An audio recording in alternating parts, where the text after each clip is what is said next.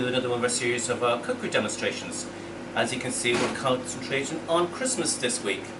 Some simple things just to help you.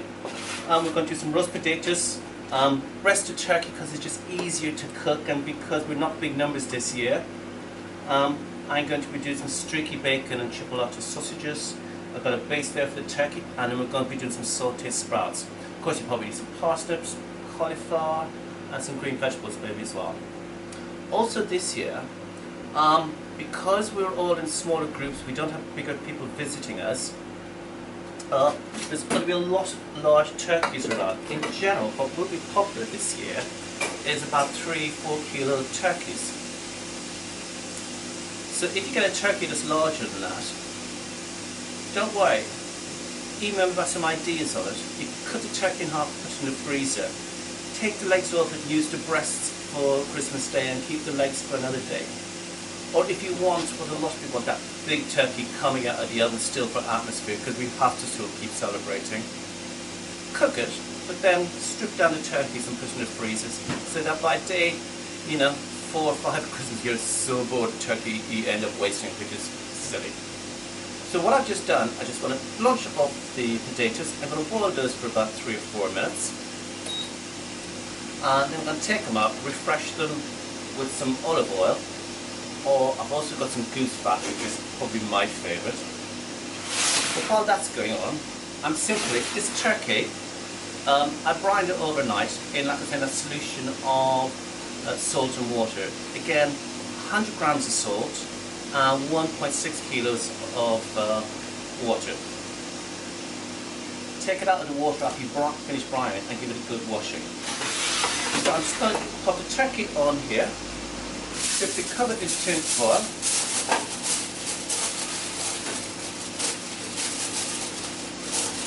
and pop that in the oven. Now I'm going to put that in the oven for toast about 2.5 hours. Kind of rule of thumb is 40 minutes per kilo and 40 minutes over. And then allow another 40 minutes for resting it. Resting it really lets the muscles in the meat relax, all the juices kind of go in together. Because we're in a concentration of heat from the outside, so you want it all to relax together, and it makes it so much easier to carve.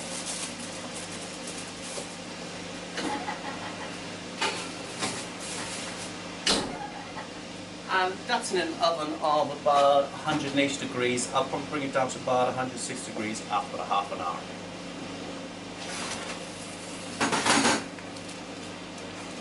Turn on the potatoes a little bit. So what I'm going to do now is the chipolata sausages. I have 6 chipolata sausages here. Beautiful dry streaky bacon. 2 of them I've already stretched out.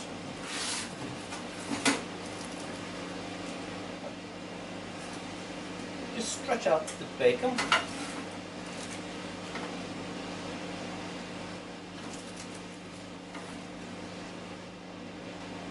I'm going to sprinkle a little bit of rosemary. That will go rolled up into the inside and keep it nice and moist.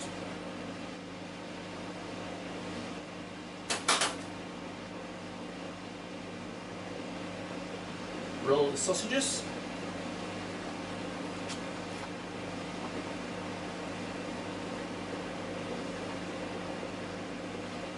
Now you can also, just to get ahead of yourself for Christmas preparation, roll these sausages, put them on the tray, pop them in the freezer, ready to go Christmas morning.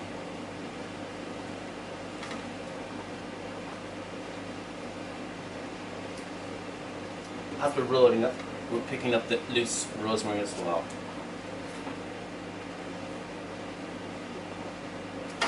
I'm going to set these to the side because I'm going to cook them near the end when the turkey is nearly ready.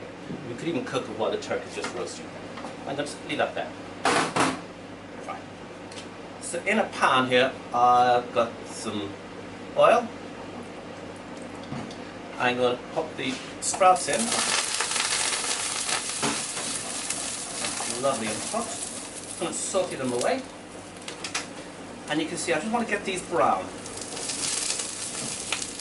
Now also, you can add goose fat in here as well.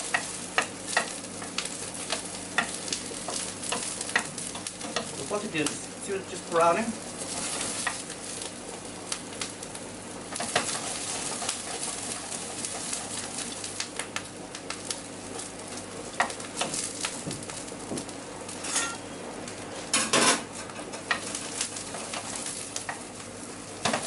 By caramelizing a lot of these vegetables, it brings out a lot of flavour.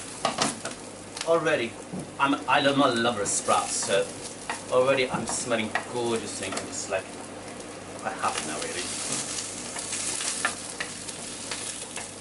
So, get quite brown. I'm just going to add a little bit of water from the potato, and that's just kind of steam them.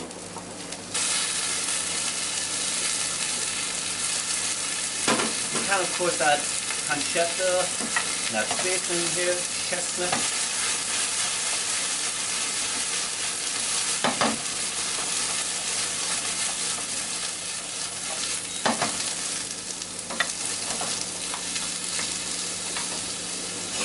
A little bit more water.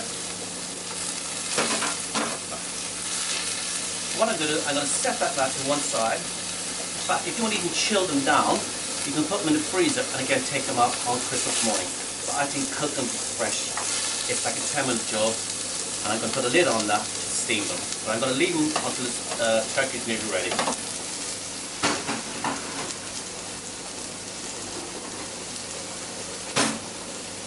But the sprouts are the potatoes are now ready to go. They are starting to flake a little bit on the edges, because that's where you soak up all the oil and where they get really roasted up. Turn down the heat of it.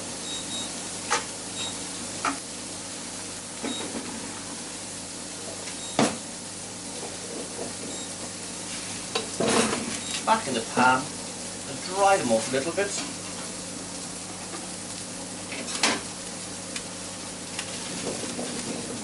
Dancing around. Leave them dry there for a second. Nearly lost them. I'm going to grab the roasting tray.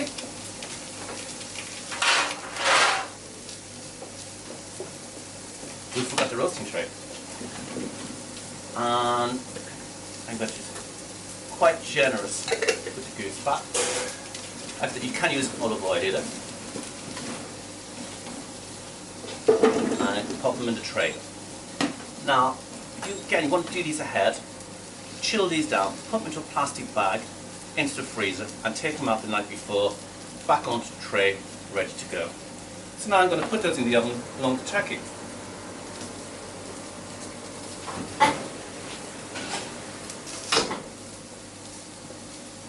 You can take those out after about 40-50 minutes. We just put them to one side, and we put them back in to reheat while the turkey is resting.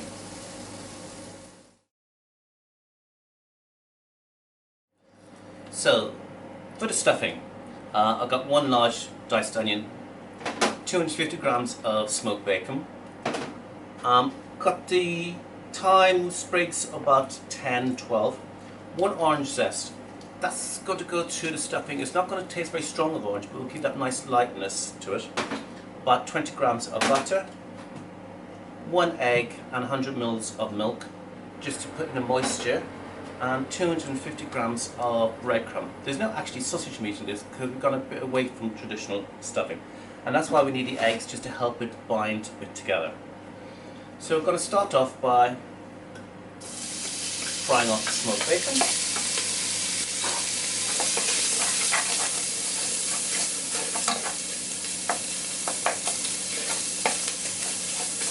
And as it's Christmas, you can add a glass of brandy in here as well if you wish.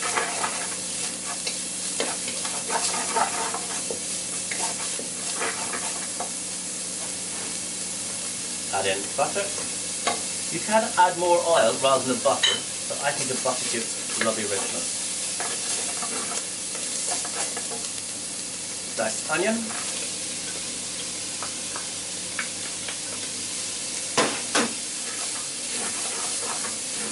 And set that all down until the onions are transparent and the bacon starting to shrink back a bit and cook.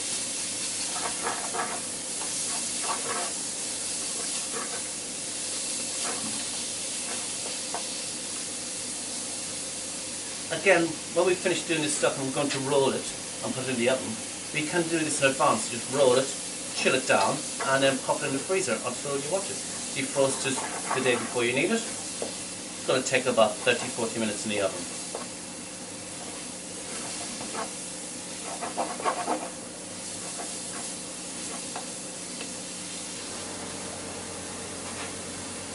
orange and the thyme.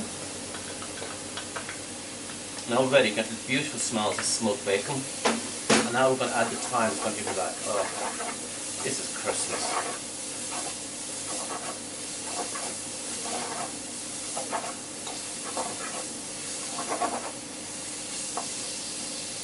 Now I'm going to turn the heat off, because what I don't want, when we add the breadcrumb and the egg, we don't want to go to scrambled egg. That's just a setup when it's been rolled. Let's mix it around just to get something. Put it down a little bit. Add the breadcrumb.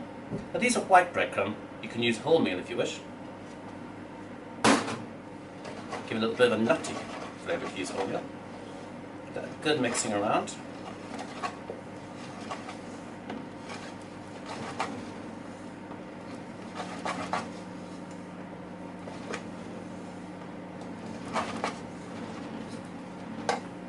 I'm adding a pinch of salt and pepper. Not a lot, because you've got to watch out. The bacon's going to season this as well first.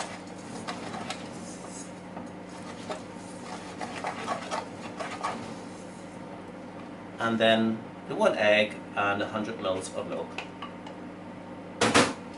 Mix that in. You can see it's coming together nicely.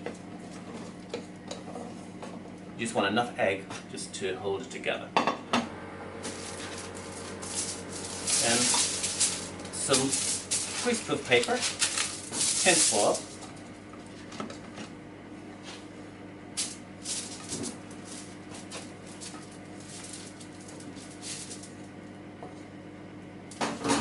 put it on there, and this is where you get really chefy. And we're just going to roll that into a sausage shape. But if I push it up here, bring back.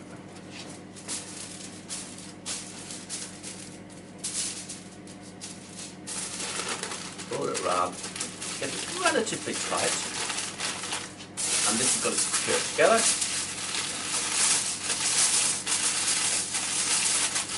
And just notch it at the ends.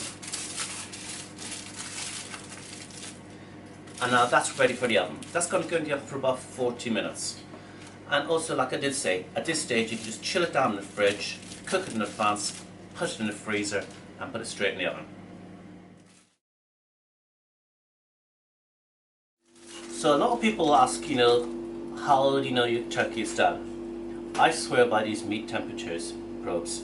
You simply stick it in, and what you want is get to 65 degrees for at least 2 minutes. And you see, I'm not sure you can see the needle just popping up along there. And that is the safest way of doing all temperature checking on all meat. Fish, you should do the same. It's much more difficult to get it on a higher temperature on fish, but meat, that one's now up to, yes, we have 70 on there. So you do want up to 90 or 100 because it's just going to really destroy your meat. 65 degrees for 2 minutes at least. So I just taken the turkey out of the oven. Well, I took it out about 30 minutes ago and it's been resting here. What I want to do now is just take it out of the dish to get those vegetables that are in here so to finish off the gravy. Now, I am one of these people, I love turkey. For me, Christmas Day lunch is like the epic prime of roast dinners. It's just like, delicious. So what I've done already, I've taken the bones from the turkey and some chicken bones. If you can't get turkey bones, just get some chicken bones. And I made a really good turkey stock with vegetables, tomato puree, roast them up really brown in the oven, into some water, and just worked it away for about 5 or 6 hours. It's a long time, it's a bit of a process, but I think it's really worth it. So what we're going to do is here, we're going to get the vegetables that were in the tray. And that's got quite caramelized. Put it in there.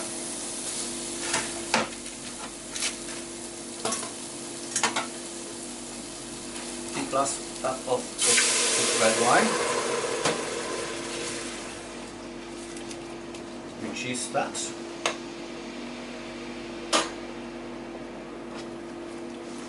And what I'm going to do is I want to get the flavour from that tray in here as well. So when I put the stock in there, I'm going to put the paper, the whole thing in there, just to clean off that paper. so I don't want to lose all of that.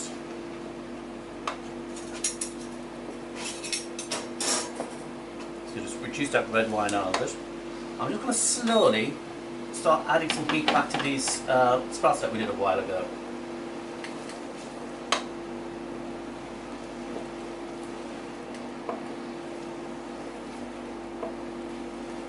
That's reducing. It's actually almost getting a kind of, you know, it's when it's got syrupy and a little bit thickish. I'm going to add some red currant in there.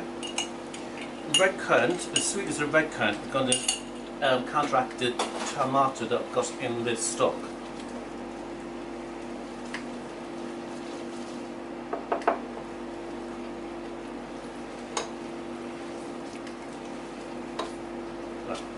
Add in stock.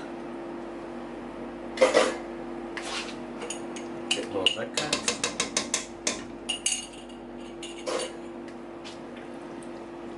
I'm going to bring that up to the boil, reduce it back a bit.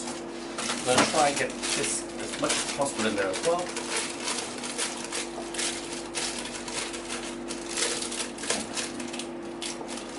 This is where flavour is. And I use greaseproof paper a lot in cooking, especially the base of something that's really mucky, because that has saved me a lot of scrubbing. So while that's just reducing away, I'm going to work on the sprouts a little bit.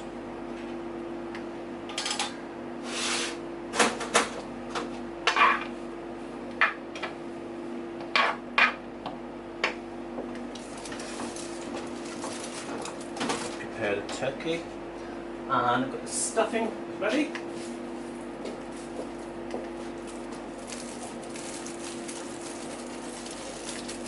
And again, I took the stuffing out of the oven about 10 minutes ago to leave it to rest. It just makes it easy to portion up.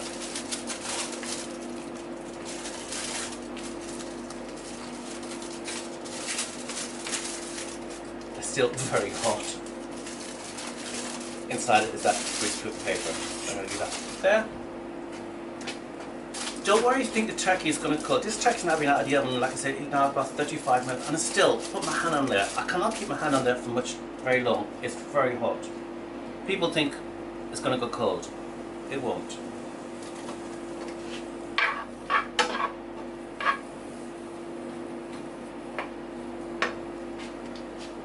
And I'm going to take the roast potatoes out.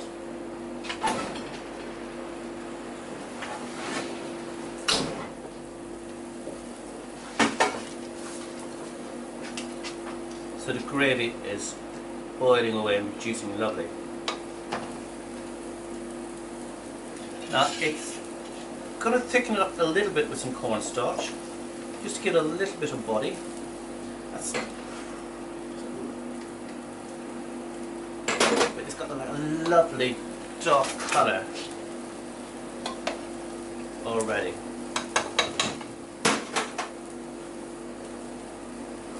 Right, so I'm going to reduce that for a few minutes.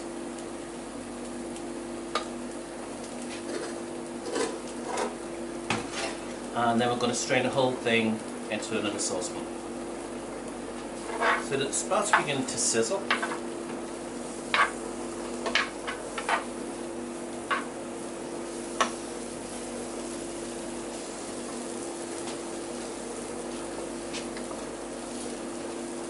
Right, I'm going to strain that in there.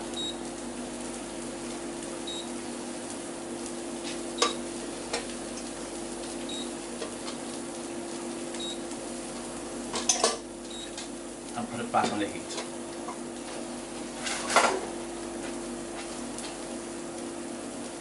So check that for seasoning.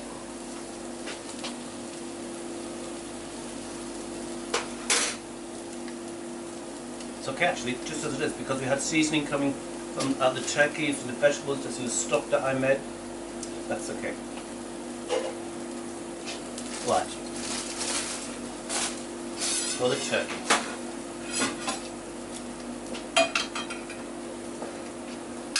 If when you're sweating off the sprouts the second time around, they're still quite hard, crispy, and on top of it, just add a little bit of water to steam them.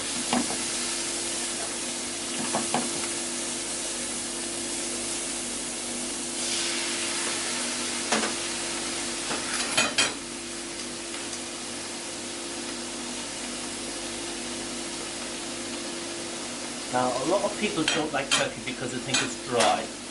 Well, that's one big reason why I brine it beforehand. Keep all the moisture in.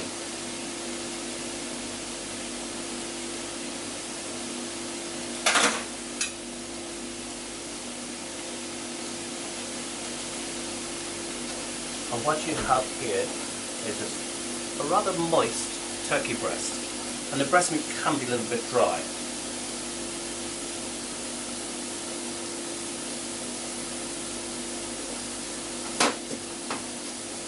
Clear off some of these waters.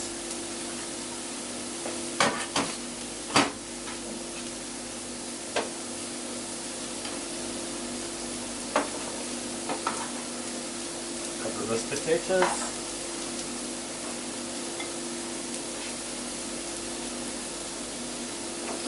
And now some of this stuffing.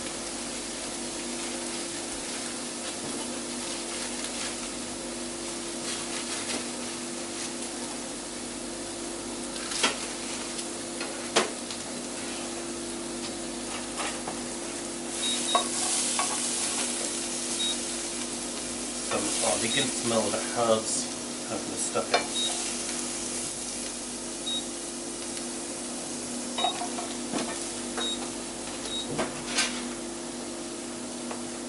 And finish off with a little bit of your turkey gravy.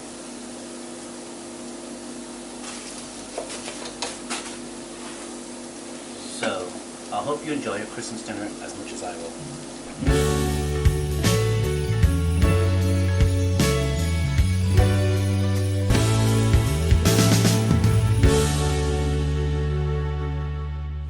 So one of the best parts of Christmas must be the Christmas dessert. And for me, I love Christmas pudding. So we're going to do a little twist on Christmas pudding today. We're going to do Christmas pudding ice cream with hot chocolate sauce and brandy.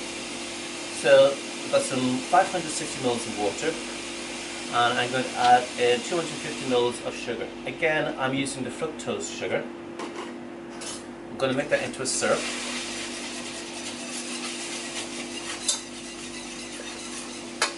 And then here I've got the cocoa powder, 150 grams of cocoa powder, and I'm going to add 15 grams of cornstarch, just to give it a little bit of thickness, because we're also going to have some chocolate in there as well. We're also going to have some brandy.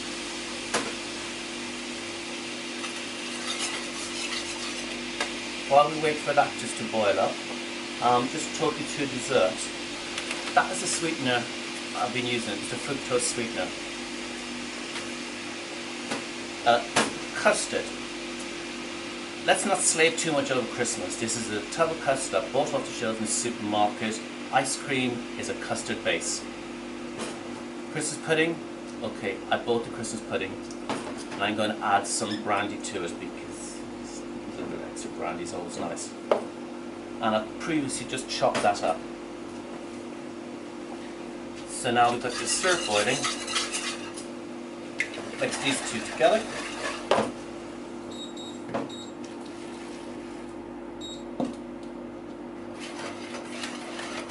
You can use cocoa powder or drinking chocolate.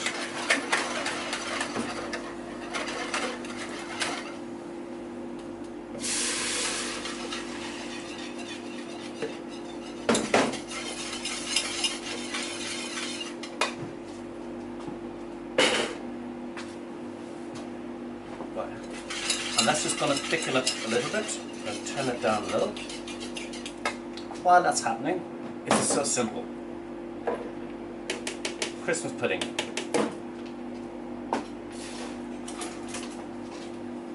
Custard.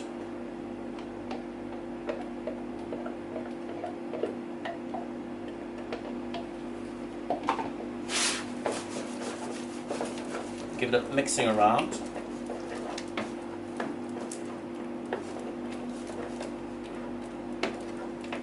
And what I'm going to do now is just going to pop that in the freezer for about 25 minutes just to start to freeze it up before I add it into the sausage shape.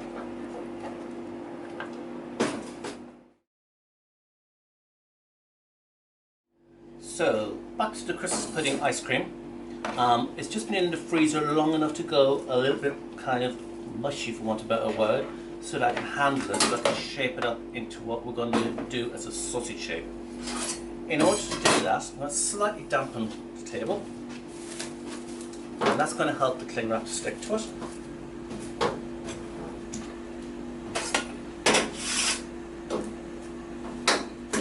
Lay that flat, and then I'm going to get the roughly along there.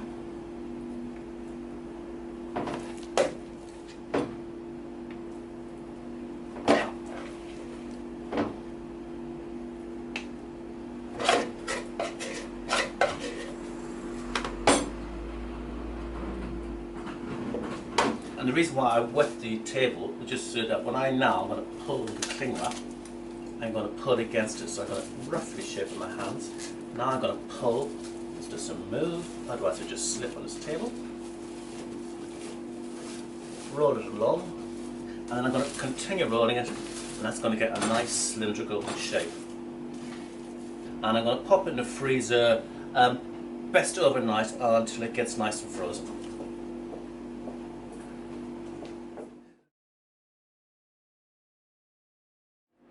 So to finish off the chocolate pudding, this has now been freezing overnight. The chocolate sauce is the dairy milk chocolate. The reason why I'm not using dark chocolate is I want something to soften up the bitterness from the cocoa powder that I was using earlier on. I've turned the heat off.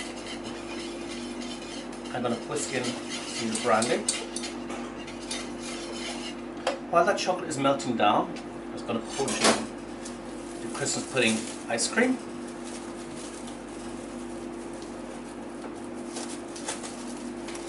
So just roll out like a sausage.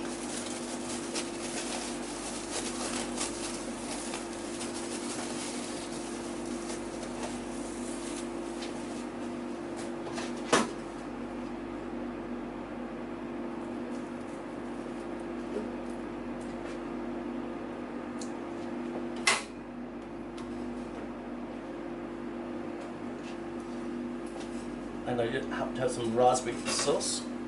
Now what you can do is serve it like that, a little bit of ice and sugar, and of course glitter,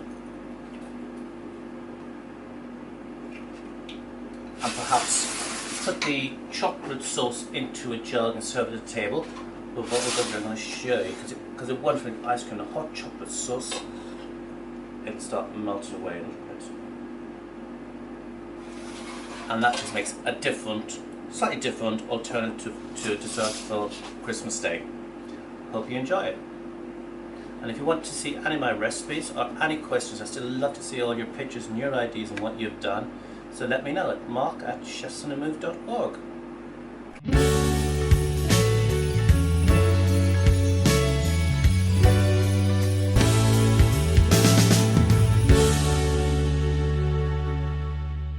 So happy Christmas, enjoy the rest of this season until we speak to you again in a couple of days' time, because we're going to do one more before New Year.